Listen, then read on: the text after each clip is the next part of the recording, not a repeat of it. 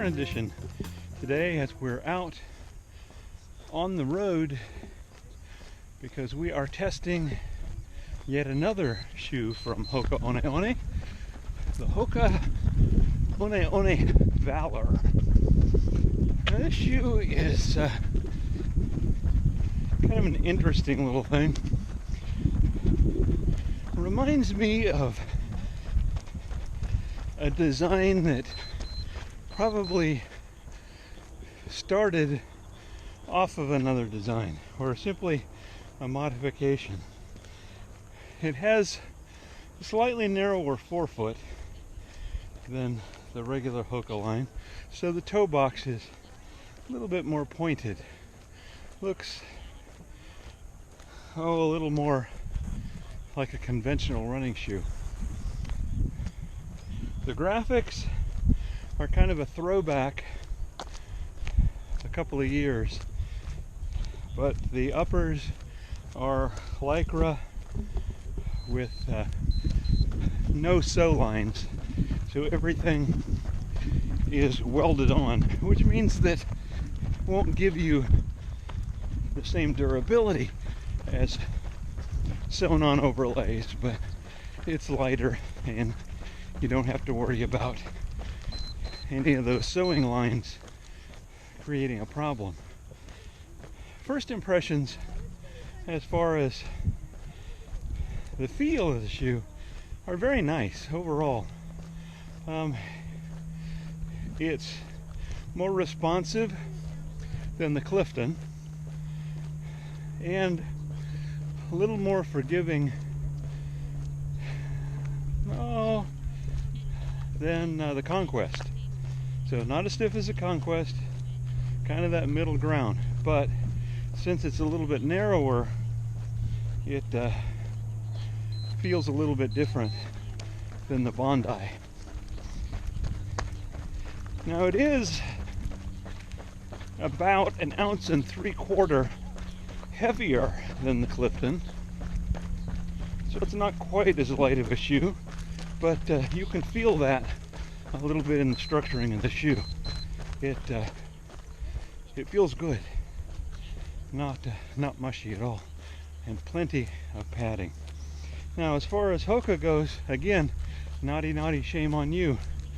Like I said, this one looks like somebody took something off of the drawing board and just modified it.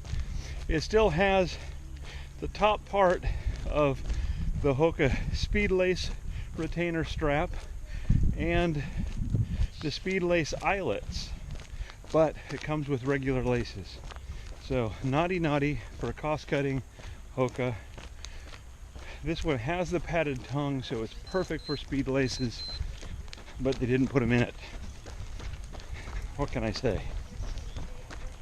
The other thing about what's happening at Hoka is that although they're still cranking out some great shoes, probably, in my opinion, still the best running shoe in the industry as far as a shoe for either people who are just out to run and feel good, or you're kind of that over the hill crowd and you're trying not to injure yourself, or you're a very high mileage runner. Is they're just putting too many bloody shoes out there. They're taking the shotgun approach to marketing.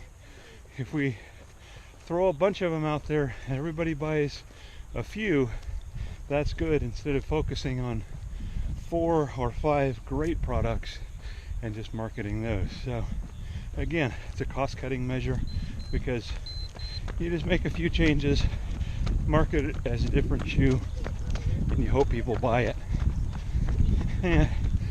Not a fan of that.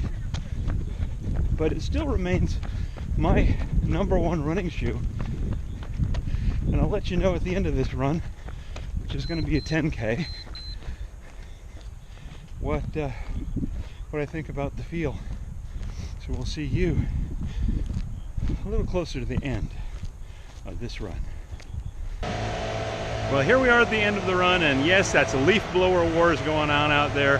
I think Adam calls them up every morning and says, hey, he's doing a video, go turn on the leaf blowers. But overall impression of the shoe, it was a comfortable shoe.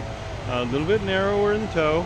So if you have a really wide forefoot, you may not be really comfortable in this shoe. I have what's known as Roman toes. I have very long toes, and my second toe is longer than my great toe, and so it fits just fine for me. And I don't know what it would be like with regular laces. I wasn't going to try it with regular laces because I don't wear regular laces, but with the Friendly Swede speed laces, they are very comfortable and nice shoe so far. And that's for 10K. We are at like 6.5 miles today. So yeah, so far I'm liking them. We'll take them up to a little bit higher mileage and see what they're like there. I'm pretty sure that anything up to a half you'd probably be just fine in. I don't know what it would be like for marathon distances until we get a few more miles on that shoe. But for a longer weekend training shoe, yeah, for me it gets a thumbs up, especially if you have a narrower foot with longer toes. You don't have one of those short, broad sets of feet. Today, a little bit of cloud cover that helped. It's still hot, but with the cloud cover keeping that radiant heat of the sun down, it does make it a lot more bearable. And we're still up in the 80s, but with the clouds obscuring the sun, it's runnable. So it's August. I'm not going to complain. When it's 115 degrees and not a cloud in the sky, you're going to cry, but we're at least in runnable temperatures. How about you? Trying a new pair of shoes, getting out there and running? You'll never be able to do anything unless you open up that door and put one foot in front of the other. If you do that, I'll be seeing you out here on the road.